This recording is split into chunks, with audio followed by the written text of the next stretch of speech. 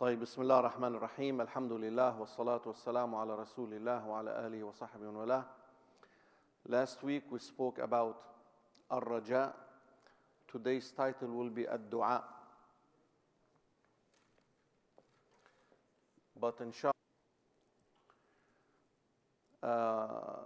But in every session starting this week we will finish one page of the Quran Tafseer from Juz' Amma backwards.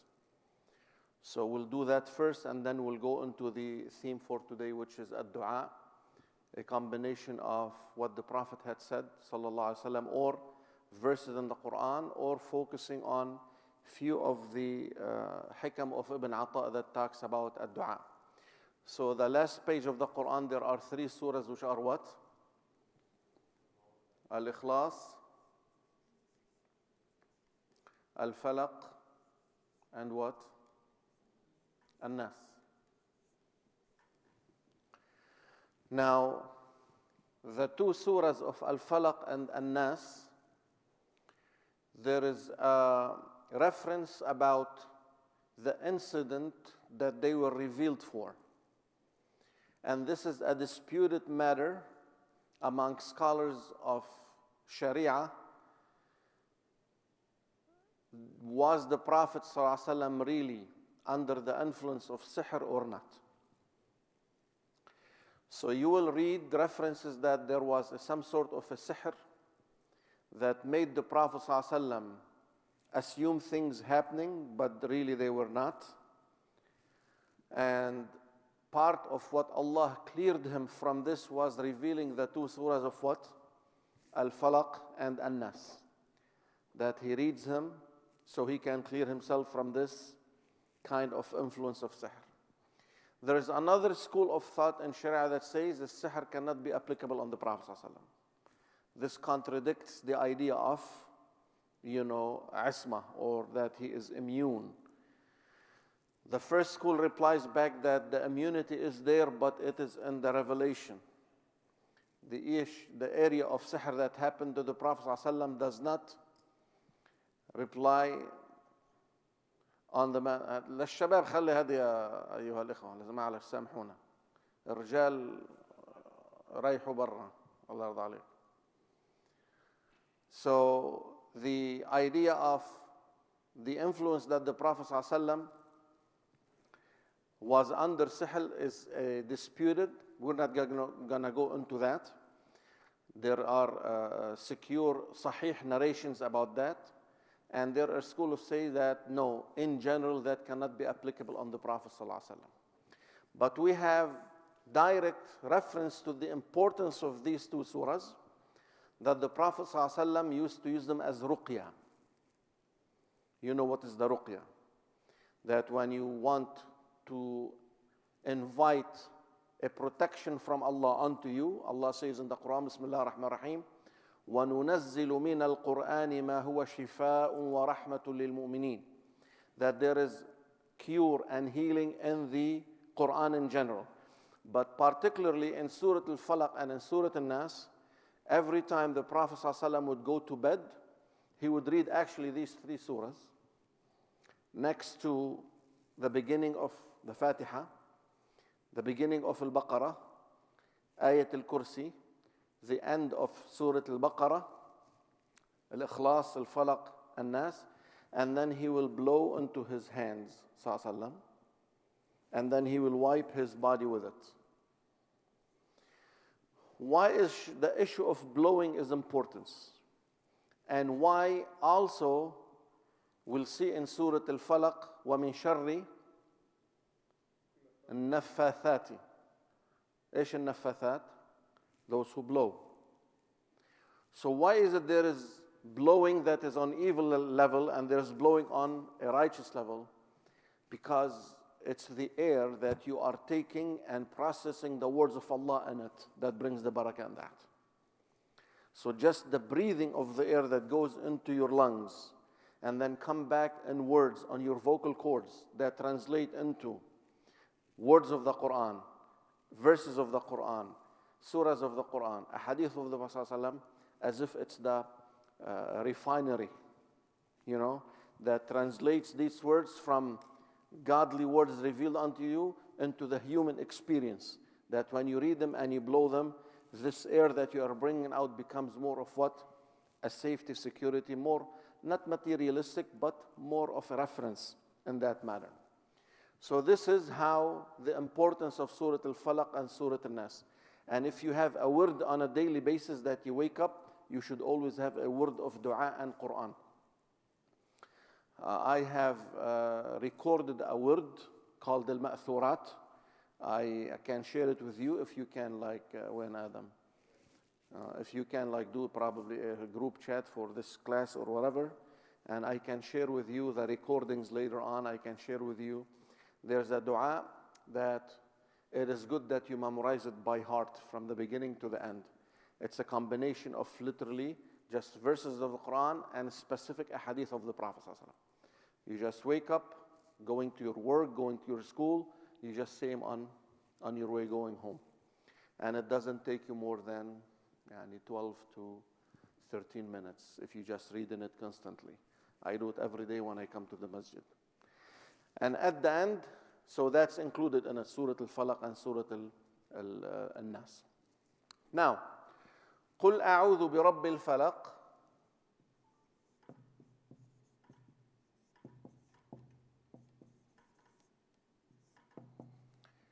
And then, قُلْ أَعُوذُ بِرَبِّ النَّاسِ مَلِكِ النَّاسِ إِلَهِ النَّاسِ. Right? Min sharri. Min sharri. So if you look at the two surahs of the Quran, only one attribute to Allah was mentioned in Surah Al-Falaq, which is what? Rabb al-Falaq. I seek refuge by Rabb al-Falaq. And then directly, Allah started mentioning from the evils of what? Ma khalaq. So, قُلْ أَعُوذُ, say, O Muhammad, أَعُوذُ means I seek refuge and protection. عَاذَ يَعُوذُ, you come back to someone who is more powerful than you, and you seek protection by him. So you're seeking protection by Allah, Rabb al-Falaq, the Lord of everything that splits, فَالِقُ الْإِصْبَاحِ وَالنَّوَى, the one who splits day from night, the one who splits the seeds, the one who splits neutrons and protons, from the cell all the way to whatever exists. Allah, splits it. So Allah uses only one attribute of His to seek refuge from everything that was created. Min sharri ma khalaq. Everything that He created. But then,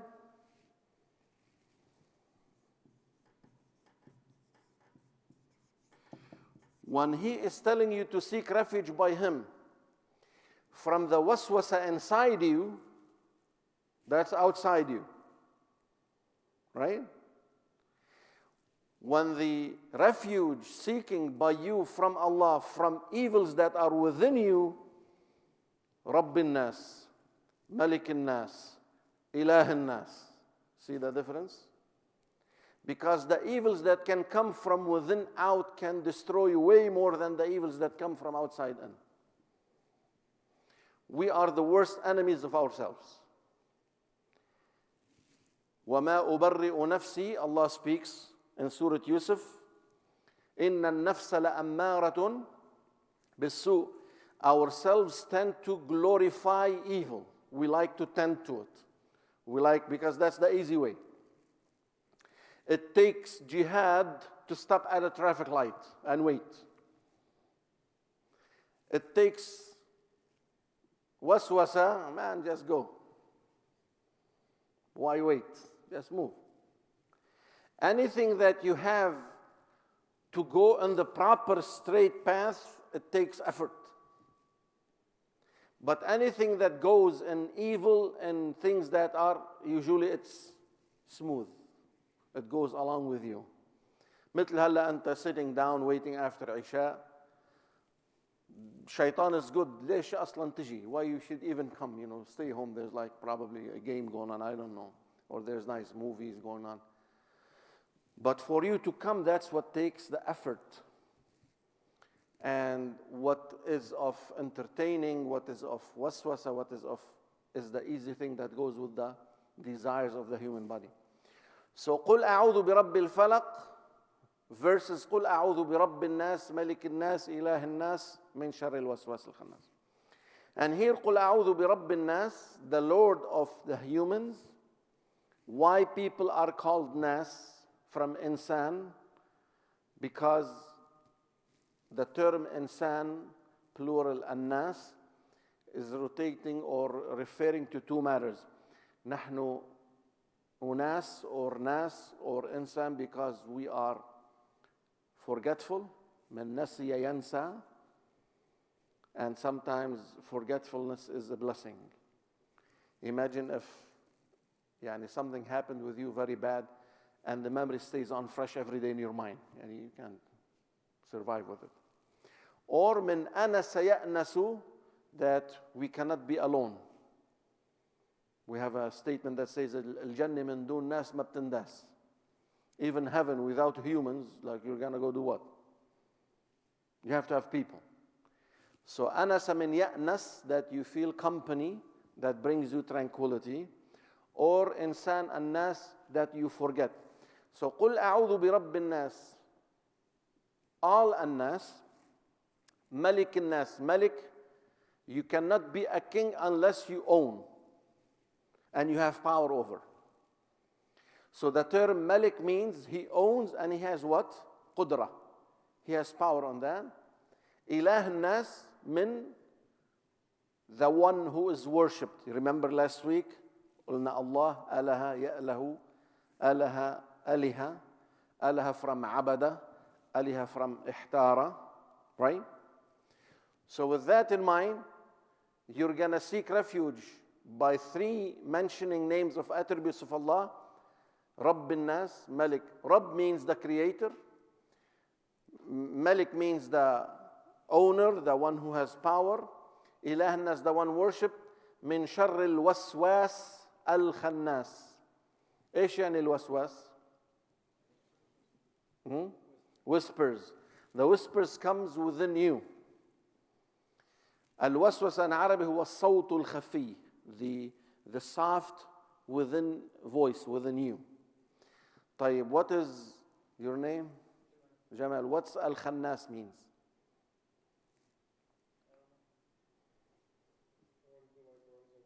Exactly. بالعربي نحن عنا if imam is angry at her, اخنس, like get lost. So waswas, power. Khannas, weakness. So he has the power if it was reference to either shaitan or to our own desirable things within ourselves. Waswas is a description of power, that he can whisper within yourself where no one can hear you. But at the same time, there is a hadith that the Prophet ﷺ said, "Ash-shaytan has his mouth open like on the heart, as if he is always what? Breathing into it all kind of thoughts." فَإِن ذَكَرْتَ اللَّهَ خَنَسْ. The moment you mention the name of Allah, he retrieves and shrinks. خنس اقعد بالcorner, go back.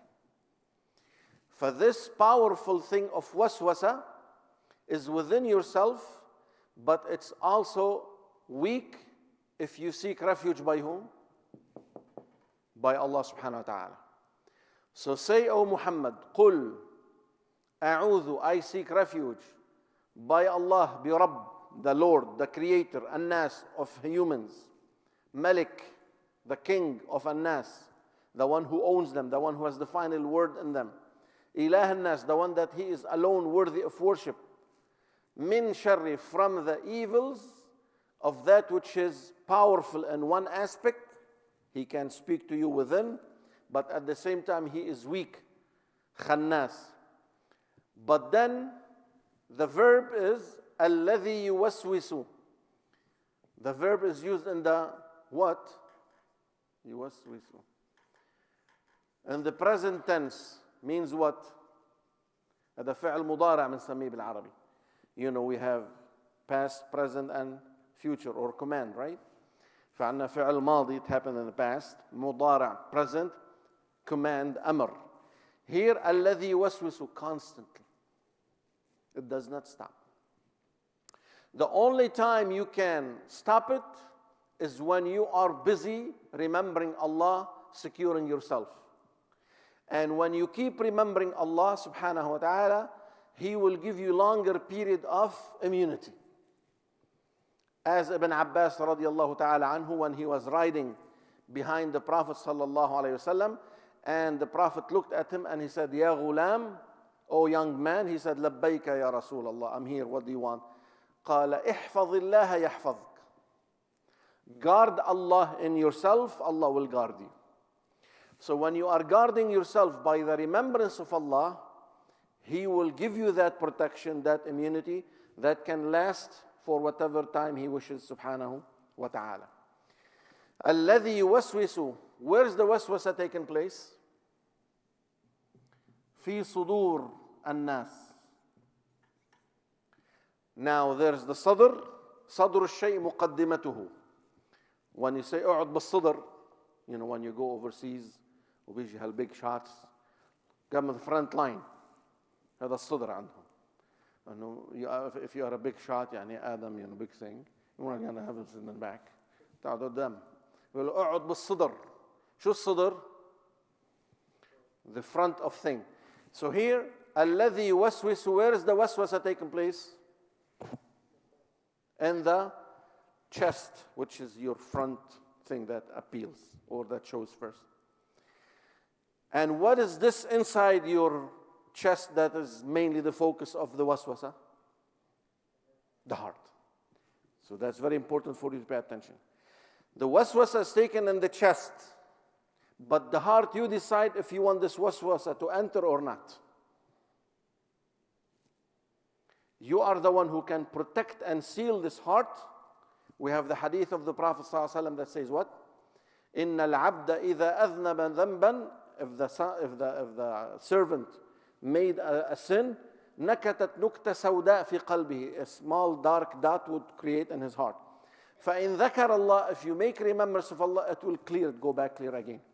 But if you don't, these extra sins will pile up until your heart will become totally dark, right?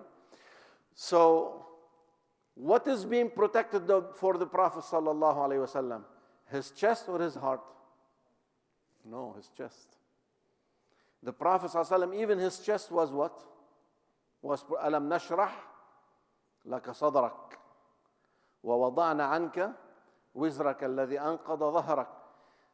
Even the shaitan that was supposed to be with the Prophet sallallahu alaihi wasallam, he became what? A Muslim, as the Prophet spoke about him. فلا يأمرني إلا بخير. He cannot do waswasa for the Prophet عليه الصلاة والسلام. His chest is protected. But for me and you, we are vulnerable in this area of الصدر. الذي يوسوس في صدور الناس من الجنة والناس. What does الجنة mean?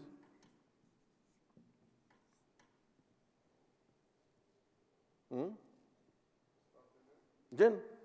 The plural of jinn, jinni. What's the origin verb of jinni? Nope. Jannah means heaven, paradise. It's janana.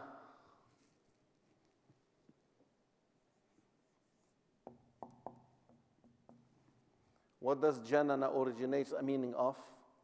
What's most famous about al-jinn? Huh? No. Unseen. Right? So, al-jinn, because they are unseen, so this is where the protection is coming. Min al-jinnati, the unseen creatures of evils, min al-shayateen wal-jinn, because we know that shayateen are, or al-jinn could be either Muslims or what? Or kafirin, yani the devils are the kafirin part. So this waswasa can happen from al-jinn, from al-shaytan, from al-jinn, and it can happen from al-nas. People can speak one word in your ear, but this word, this statement, this idea can reside with you for what? For months. That's why the Prophet ﷺ said, المرء على دين خليله. Each one is on the path of his friend. فلينظر أحدكم من يخالل. Let each one check whom he hangs out with. In another statement they say, قل لي من تصاحب أقل لك من أنت. Tell me whom you hang out with, and I shall tell you who you are, what type of person you are. We are defined by the shillah that we grow up with. If they are righteous, reminding you about the truth, then that's the way it is. So this is Surah الناس. قل أعوذ برب الفلق من شر ما خلق. As we said, what? Only the reference of رب الفلق. Why is it only رب الفلق? If he is the one who split things, right? Then all that which was created originates from some sort of a splitting. If it was the Big Bang, or if it was the cell. So everything, if Allah is saying, I am the Lord of that which was to be split, then everything that exists is under this description of His might and His attribute, subhanahu wa ta'ala. That's why it made all sense to say, min sharri ma khalaq, from all the evils of that which was what? Created. But then He specified three things that at that time, until the day of judgment, people have issues with them. What are the three things? وَمِن شَرِّ غَاسِقٍ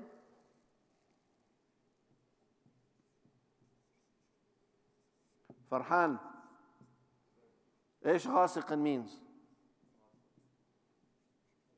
Ya Habibi. How many times you read this surah, man?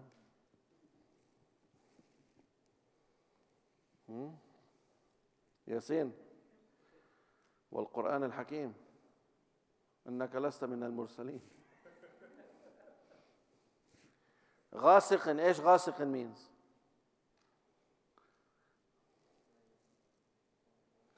Anyone knows what it originates from? Exactly, الغسق. أنتم ما شاء الله اليوث volunteers ومش يضربوا طرح. جزء عامة, you should know it by heart.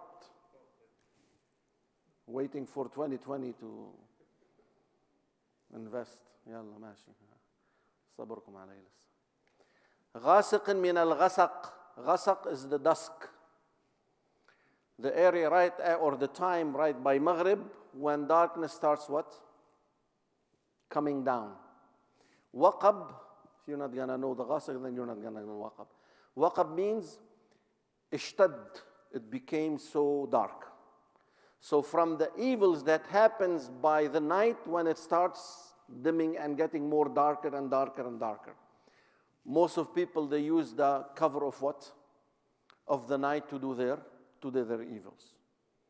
Yani nightclubs, غيره إلى آخره, most likely it is in the night. Thefts in the night. Most people try to cover themselves.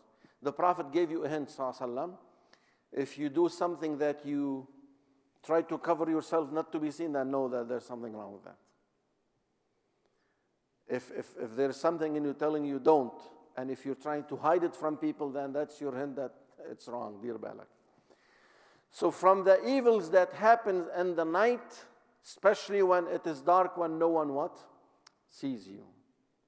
So you seek refuge by Allah from all that which is created, but at a special time in the night.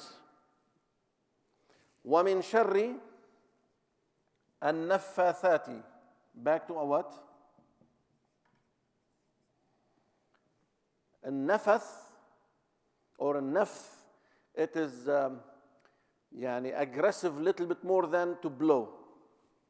The Prophet ﷺ said, if you saw a bad dream and you wake up, you make remembrance, تذكرullah, and then you blow gently to your left, تنفخ. But the nafs is more like أريبي عالتفل, as if you are spitting, almost. So this was the practice by whom? Sorcerers, fortune tellers, sahara, magicians, that when people used to come to them for guide or whatever guide they were given them, they would do this, reading of whatever scripts they have, and they will bring like some sort of a thread, and they will make knots, and they will what? They will blow at it. بالنفس. ومن شر النفاثات في العقد. عقد means the knots that are being tied by these sorcerers and magicians. So he's describing the act to talk about the idea behind it, which is to cause harm to people. What is the main harm in believing in these sorcerers and magicians and fortune tellers? You are enslaving your mind to them. You're not enslaving your mind to Allah, to knowledge, to logic, to common sense. So you should seek refuge by Allah from النفاثات في العقد ومن شر حاسد إذا حسد. What is al-hasad? What does al-hasad mean? Envy, right? What envy means? No, define envy. Exactly. There's two terms the Prophet used, or the Quran. Hasad and غبطة.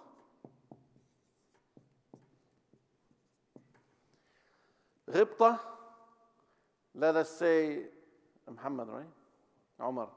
Umar has $1 million. أنا أغبطه.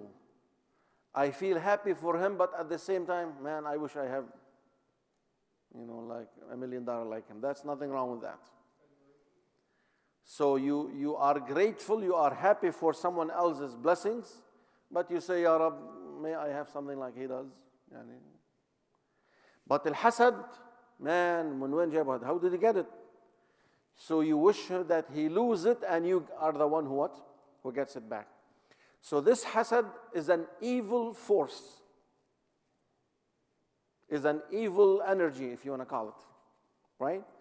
هلا أنت, evil or harm does not have to happen only in physical matters. هلا أنت تعال your own sibling, if he's like 7 or 8 years old, and you're angry, like you're really angry, something really bad happened, and he comes in your face and you look at him in your eyes, he might pee on himself. You could freak them out, and you didn't do anything. You didn't raise your voice, you didn't do any movement. It's just this anger is a force. أنت هلا, if you go back home, if it was your wife or your mom or your sibling, someone is in a bad mood, and you look in their eyes and they're in a bad mood, خلاص, your mood will be messed up. They reflect that right out on you. ليش؟ لأنه people cannot tolerate bad things happening around them without being affected by it. If I imagine someone not just in an evil mood, that he wishes harm to people and he looks at it, so the Prophet is saying that, or Allah subhanahu wa ta'ala is saying, that you should seek refuge by Allah through reciting these 2 verses of the Quran from the evils of al-hasidin. And this is something that you should always intend when you read Surah Falaq and Surah الناس, that Allah protects you from all kinds of evils, including al-hasad. Surah al-Ikhlas. Now there is 2 narrations about Surah al-Ikhlas, that what was the reason behind its revelation. One was that the mushrikeen, the disbelievers, came and said this, أنسب لنا ربك. شو يعني أنسب؟ من النسب. What's النسب? Lineage of marriage. Like you marry someone, or you are, who is your parents or your offspring. هذا النسب. So that's what Arab would think. You're only honorable depending on whom your lineage is. Even now in marriage. Like the first thing your parents will ask you, bint meen? That's the question number 1. من وين جايب لها هذه? Like if you go get someone that they don't know, like what the heck, where did you find this girl? Right? Now they want to feel safe. Oh, she's from this family. Okay, no. They want the nasab thing. Arab has this thing in them. Maybe even Muslims, I don't know. Anyway, so the mushrikeen, when the Prophet ﷺ spoke about Allah, they said, tell us, من وين جاي هذا ربك? Who's his parents, who's his grandparents? The people of the book, the Jewish community, they said, tell us about your Lord. Is he made from gold or silver? So they were more on the financial approach. The Arab were more on the fakhfakha approach, like who's that? So Allah answered both by what? And what does qul say? Allah is telling the Prophet, say, right? In many verses, Allah will not let the Prophet even answer, sallallahu alaihi wasallam. He would answer. يسألونك عن الشهر الحرام قل قتال فيه. يسألونك عن الأهلة قل هي مواقيت للناس. They ask you about this, okay, say that. They ask you about this, okay, say that. So here, قل, say, it seems that there are certain things that Allah wants the focus to be on, that this is so important for Him, that He is saying it in the phrase of command to the Prophet to say it. Meaning Allah is the one who's saying that. قل, say ya Muhammad to these people, sallallahu alayhi wasallam, who are asking you, huwa Allahu. What does huwa means?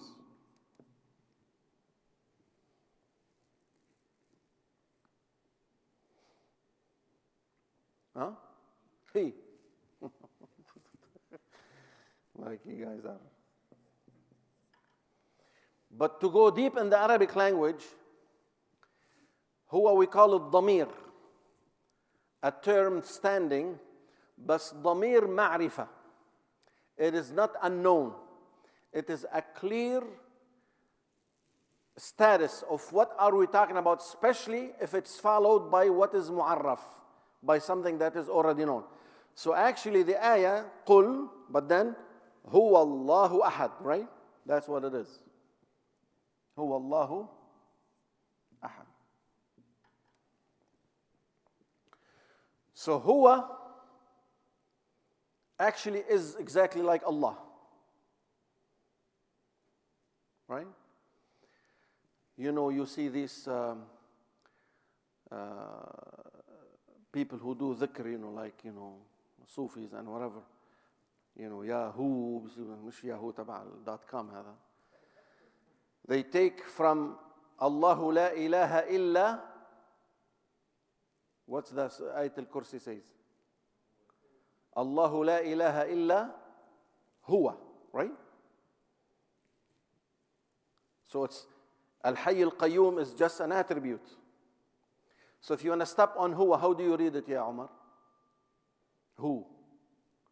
Allahu la ilaha illa hu. مش هو يعني مين. هو بالعربي, when you stop, you have to put a sakin, you have to put حركة السكون on the term.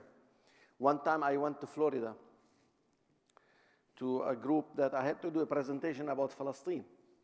But I didn't know that they were some strict Sufi tariqah. So the big Sheikh brought us on the stage, and then there was like almost at least 1,000 people in the auditorium. He asked everyone to stand up, and this is what he wanted us to say. La ilaha illallah, la ilaha illahu, la ilaha illa ana. And we would stop there. There is no God but me. Now that's an ayah in Surah who? What?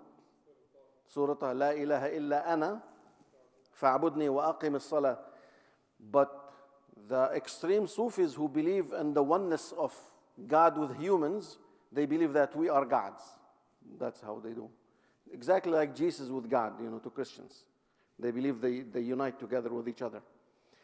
So this group, maybe that's what they felt.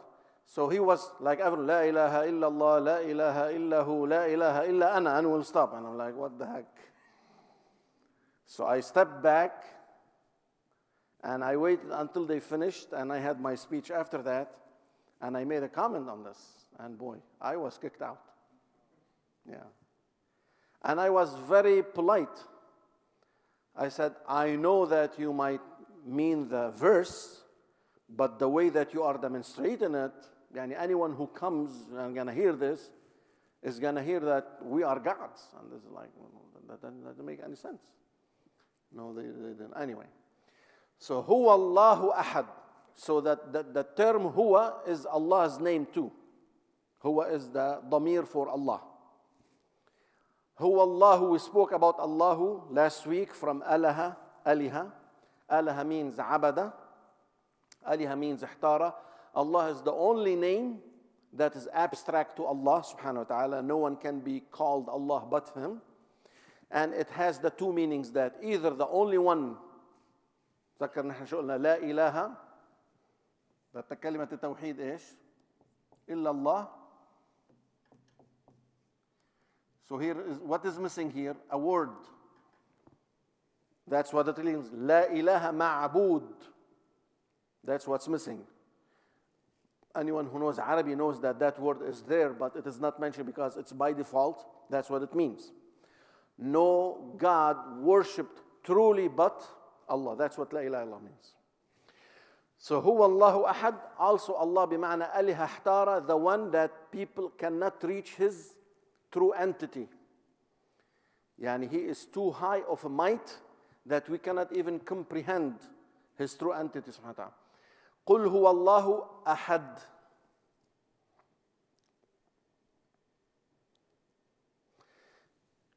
If someone walks in and he says, جاء واحد, means what? One person came. But if no one came, we will say, لم يأتي أحد. Zero. No one else. That's it. For Allah, although among His names is Al-Wahid, the one and only one, but here in the answer for that which has been asked, قُلْ هُوَ اللَّهُ أَحَدٌ, the one with no one period next to Him. So it's not just the reference of He is the one. Here it's more specific, the one with no one but Him subhanahu wa ta'ala. So this is the difference between Ahad and Wahid. قُلْ هُوَ اللَّهُ أَحَدٌ. Allah what? As-Samad. Yalla Sabaya in the back. إيش الصمد يا أختي? Do you know what As-Samad means? Do you know? Next. Suzanne. يفتح الله. Shireen. The one who we seek dependence on. Al-Maqsudu fil Hajat. The one who we relate our matters to Him. But at the same time, that same meaning means what? He is self-sufficient. Al-Ghani. Al-Qa'imu bidhatihi. That's exactly what it means. And some people use the term As-Sayyid. The one who is the master, that he doesn't need anything to sustain himself. As a matter of fact, everything is sustained by whom? By Him subhanahu wa ta'ala. This is what As-Samad means. The one who is self-sufficient, he doesn't need anything to sustain him subhanahu wa ta'ala, but at the same time, al-hajatu tusmadu ilayh, matters are all referred to Him. He takes care of everything, bottom line. Lam yalid wa lam yulad. Lam yalid means what? Eternity for Him. Because people who have kids, it means they are what? Yani vulnerable. You have children because you're going to be yani, mortal, right? The term when Allah said lam yalid means the system that He created which we are vulnerable to, He is not vulnerable to. What applies on Him does not apply on us. What applies on us does not apply on Him. So neither He is vulnerable to death, to being wearing off, to being fading, whatever it is, nor that, and if that is the case, if He is eternal, then He has no beginning. In matter of what we consume of what? Place and time. Allah subhanahu wa ta'ala created place and time. Nahna, we cannot think but within what? Place and time. But Allah created place and time. So he is before even time. And there is no space that, like control him, subhanahu wa ta'ala. So this is understood from lam yalid as being eternal, walam yulad, nor he came from. And logically, if I walk in and I'm sitting on the chair, and let us say Adam left and he came back, I was sitting on the chair, then he saw me standing. But then, when he left, he saw the papers and the bottle of water on the table. When he came back, he saw them on where? Would he ask who moved me over there? Or would he ask who moved these on the floor?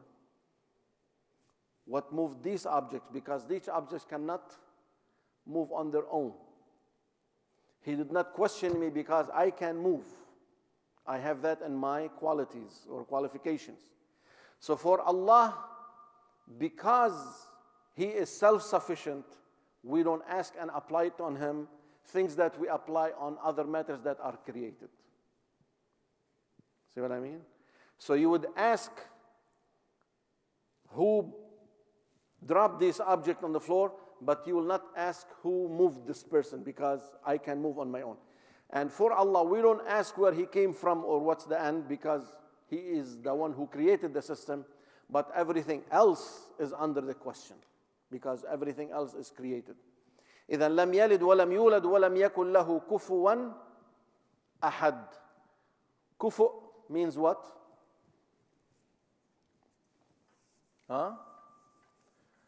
Equivalent.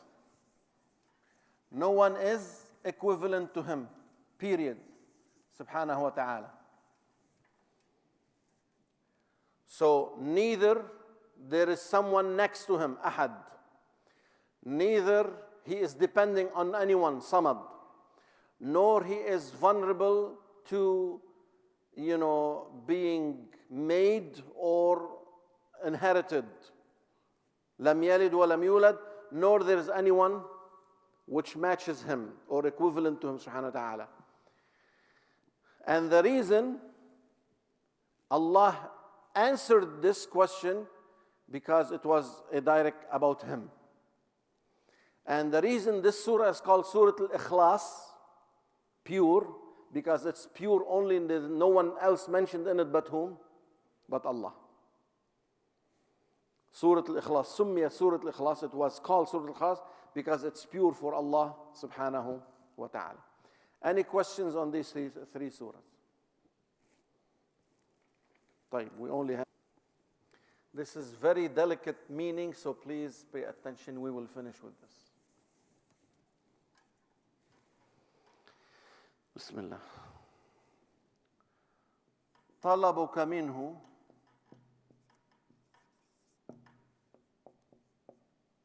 What does that mean? Your requests from God, اتهام له.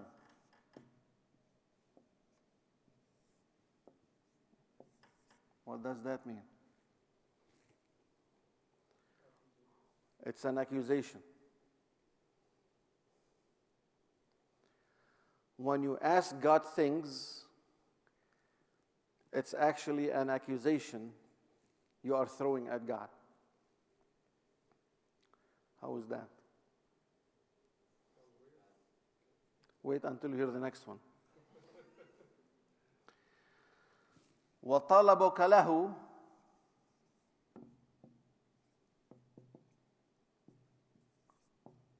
What does that mean? You're asking of Him. You're asking from Him is an accusation. You're asking of Him غيبة منك عنه.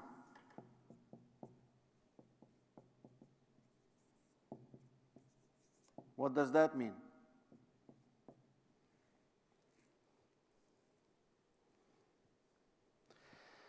When you ask of Him, it means that you did not see Him. If you really saw Him, you would not have asked Him. And then He says, طلبك لغيره, if you ask someone else other than him, لقلة حيائك, because you have no shame. How could you ask someone else? وطلبك من غيره,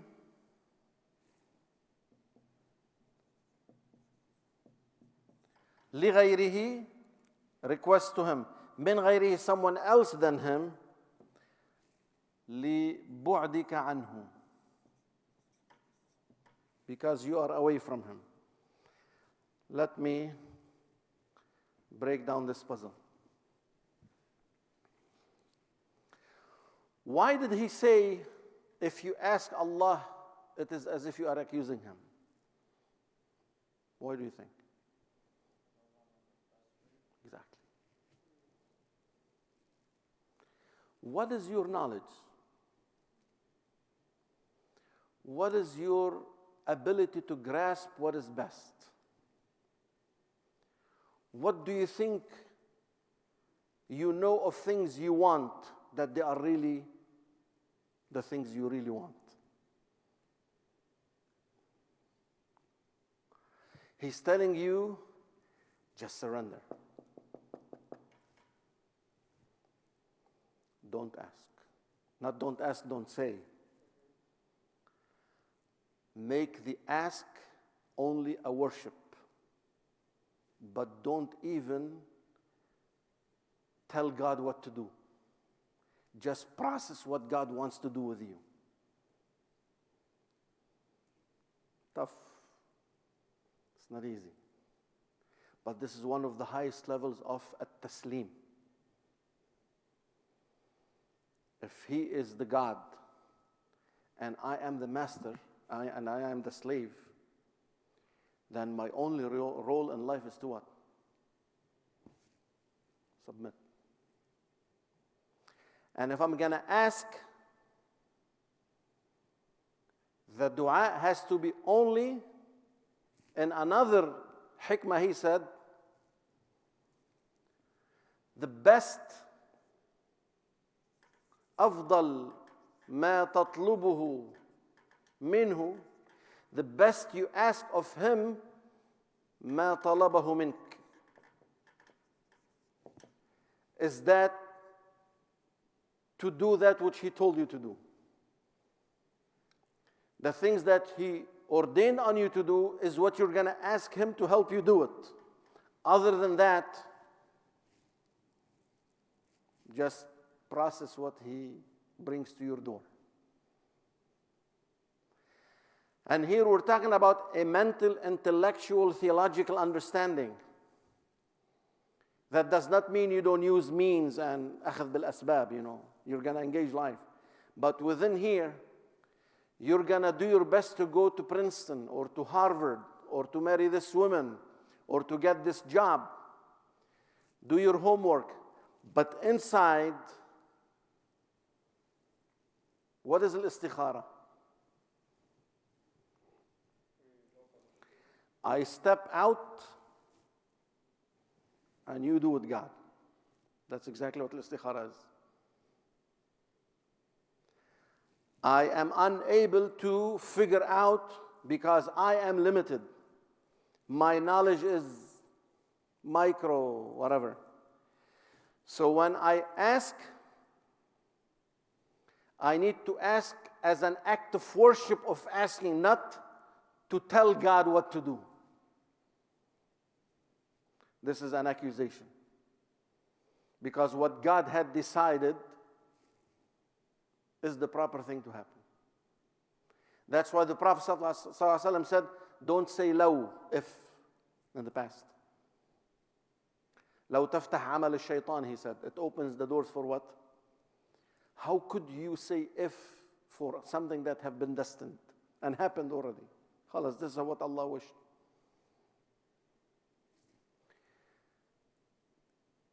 If you ask of him, Like, Ya Rab, as if, where are you? It means you did not see him yet.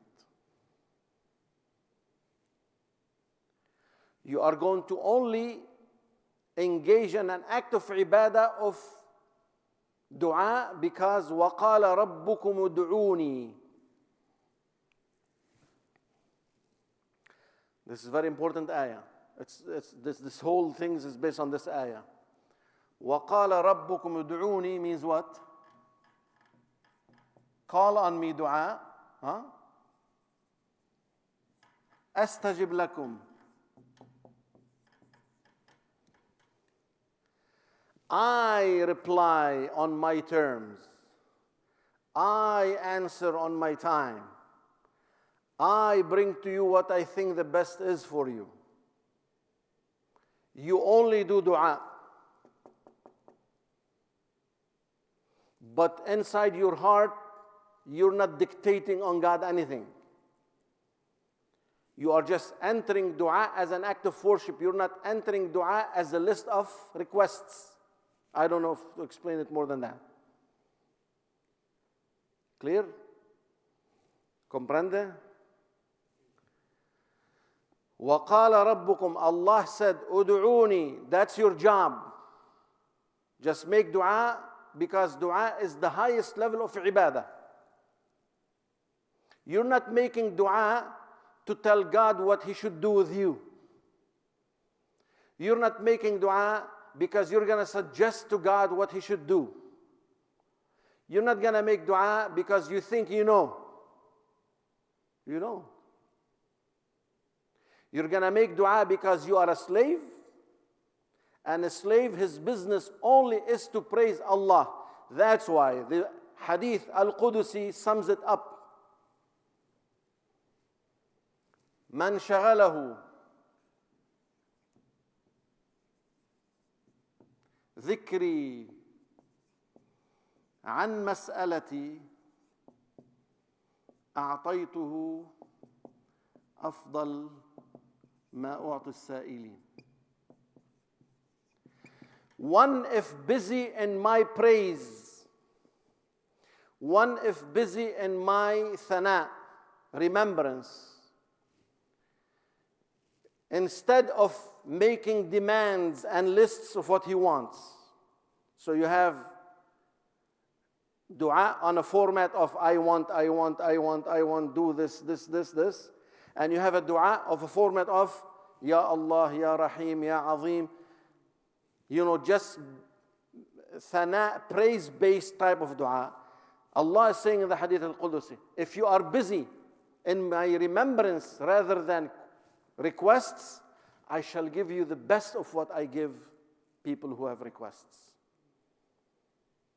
Because praising Allah is way more honorable than listing your own thing. Who is remembering what? The core point. If you make lists, whom are you remembering? Yourself. If you are praising Allah, whom are you remembering?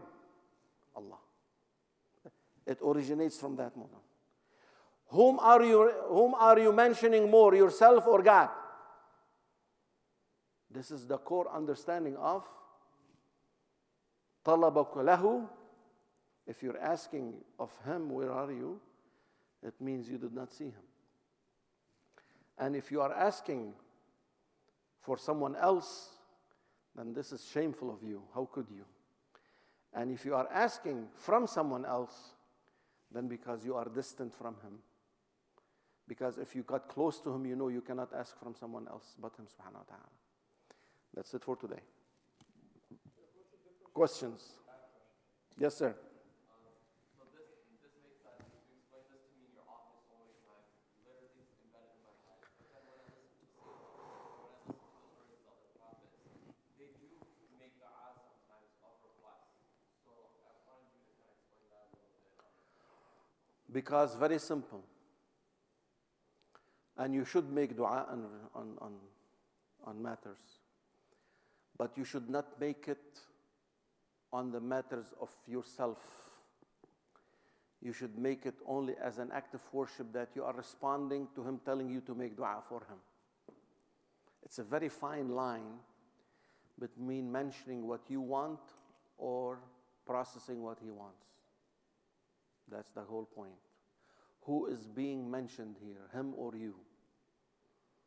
Allah says, قُلِ اللَّهِ, say Allah, ثُمَّ ذَرْهُمْ فِي خَوْضِهِمْ يَلْعَبُونَ, and let everyone be busy with whatever they are busy with. As if the name of Allah is mentioned, it cancels everything. It cancels you, it cancels me, it cancels this universe. So as a Muslim who submit to the might of Allah, even his dua is not based on requests that he's listing for God for what he wants. He is only using his need to remember Allah, not to make requests. It becomes the ship, it becomes the vessel. But the engine, the core point is Allah.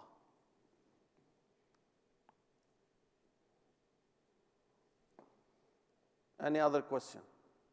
Yes? Okay, so let's say you're trying to make dua for a specific manner, but you're trying to do it physically. What would that physically sound like?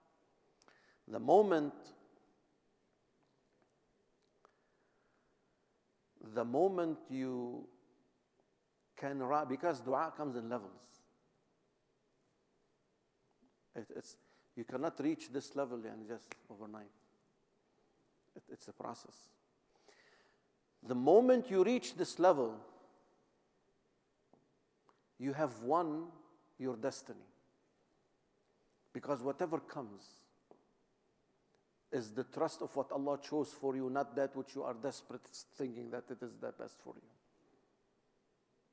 It becomes the struggle between what you want and between what Allah wants. Bottom line, Ibn Atta is telling you, drop what you want. At that time, you can celebrate any qadar coming from Allah. Let me give you a tip for what's next. You are not a true believer until you celebrate the mihna, the test, the infliction, the trials, the pain, the same way you celebrate the blessings, because they are both coming from the same one. Try to process that. If you heard that you had cancer, if you heard that you had diabetes, if you heard someone died close to you, you have to celebrate that same news, the same way you celebrate that you had a baby, that you were cleared from the cancer. Because the one who chose this or that is one.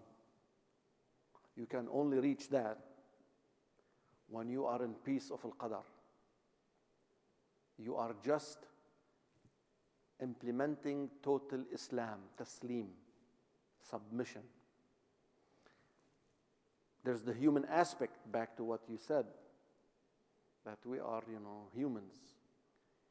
But we want to upgrade to reach this level of